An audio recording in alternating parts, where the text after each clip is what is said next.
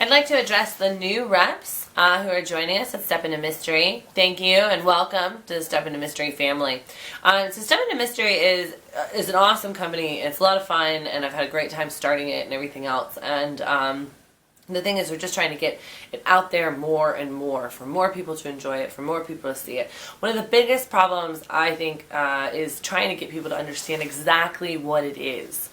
Because everybody really wants to fit it into a category. Very much in society, we want to kind of fit things into a category so it's easy to understand, we can dump it and move on.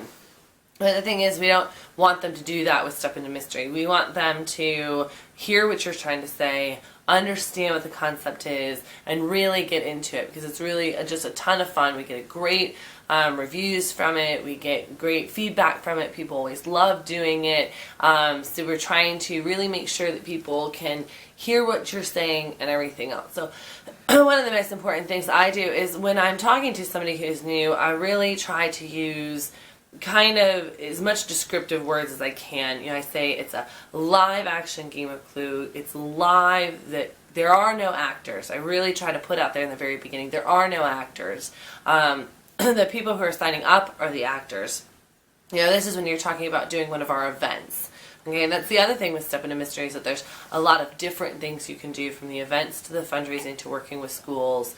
And so there's a lot of different avenues for you to do. So I'm going to talk just for a moment about the events themselves. And the events are really what people seem to have the most problem kind of wrapping their heads around. And so you really want to make sure that you're getting across that there are no actors. We're not paying anybody to come in and do the acting. People are going to get a part. They are the actors. They are the ones who are going to try to figure out what's going on. So it's really important that you keep trying to push that fact. Once you can get the person who's in charge of making the decisions understanding that it isn't an acting troupe that is coming in, that you're getting a part for each person, and that's a very personalized thing, and that you're building it and creating it for this company. Once you can get them to understand that concept, it makes it a lot easier to talk to them on whether it's something that they would want to do or not do. The other great thing is about our company, which also makes it a little confusing, is that you can really just build it however you want. Companies can provide food, snacks. They can provide sit-down dinners. They can provide chips and dip. They can do an open bar. They can do, you have to buy your booze ahead of time. They can do one glass comes with the event. They can do, there's so many different options. So if you start out with all of those options, it kind of gets overwhelming. So you want to just kind of start out with just the event itself. The event is just the event where people are getting their character bios and they're trying their hand at being a sleuth and trying their hand at being their own actors in their own show. Once you get the person to understand that, then you can talk to them about, do you want to offer food? Do you want to not offer food? Do you want to have them order their food ahead of time? There's so many different ways to go about the food. Then you have to, what do you want to do about the drinks? Do you want to have a glass included? Do you not want to have a glass included? Are you going to make them buy their glasses ahead of time? All of those different options and different things. And then you can really pinpoint down.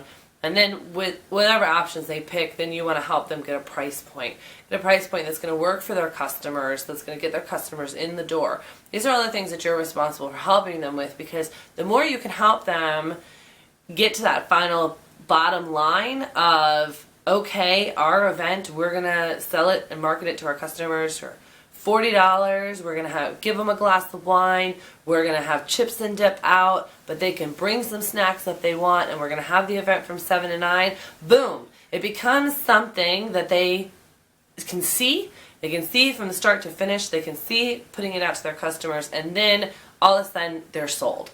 That's how easy it is. So you want to make sure that you go through line by line and getting them to really talk to you and work with you and get all of that kind of stuff set up. The more you can do that, the more it becomes a real thing and easier for them to understand.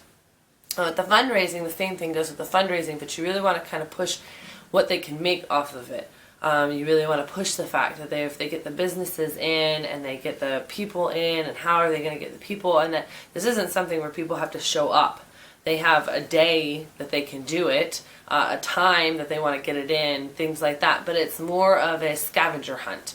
It's more of a live action game of Clue. It's more of a sitting down, at your computer and playing the board game virtually yourself and trying to win and trying to beat everybody else out.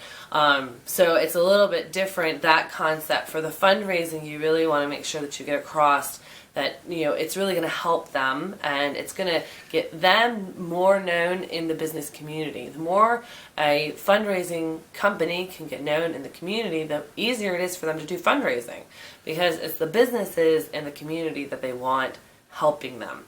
They want the businesses to know about them so that they can use them for other things. They can do this, make this a yearly thing.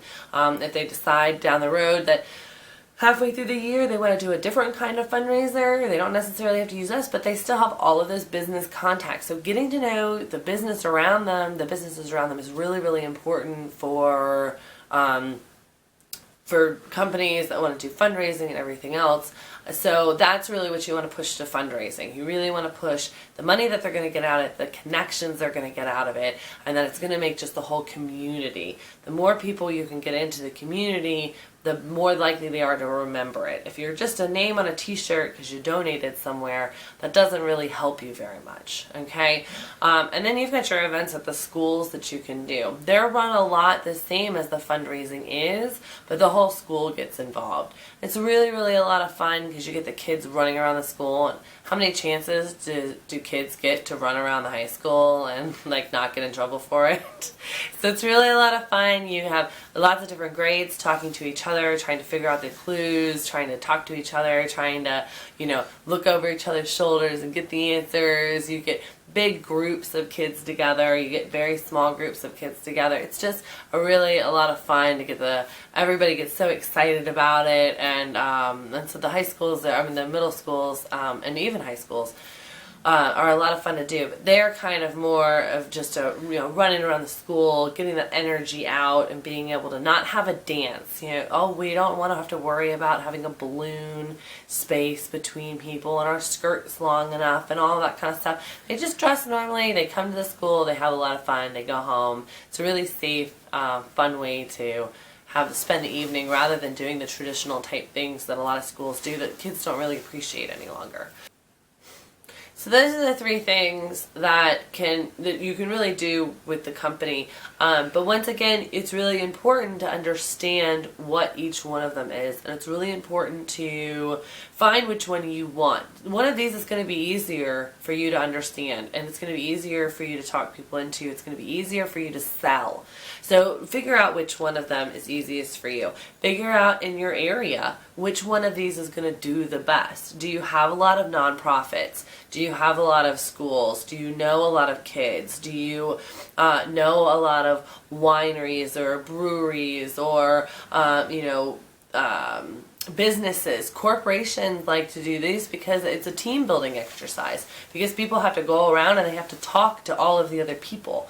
So find which niche works for you, find out what works best in your community, and that way you can learn the most about it, and the more you know about it, the more you understand it, the easier it is to put it in a very simple way for your customer to understand it. The easier you can make it for your customer to understand it, the more likely you are to sell. So there you go.